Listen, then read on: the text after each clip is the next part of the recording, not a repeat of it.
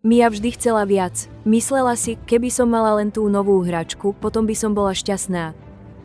Ale aj s mnohými hračkami sa často vnútri cítila trochu smutná.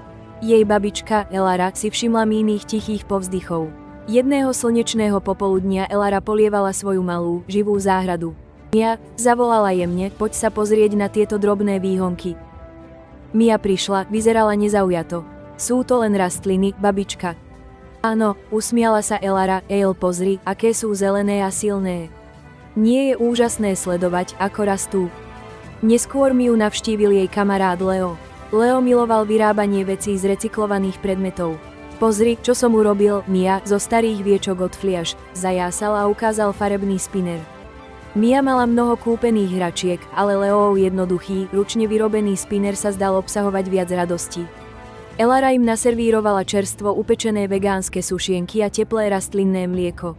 To je tá najlepšia desiata, povedal Leo s šťastným povzdychom, ďakujem, Elara.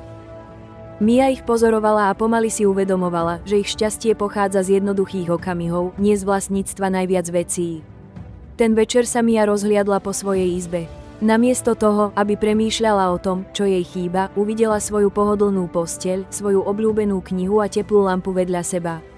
Cítila v srdci malý, teplý pocit vďačnosti. Dokonca poďakovala Elaže za lahodné sušienky, len preto, že sa tak cítila.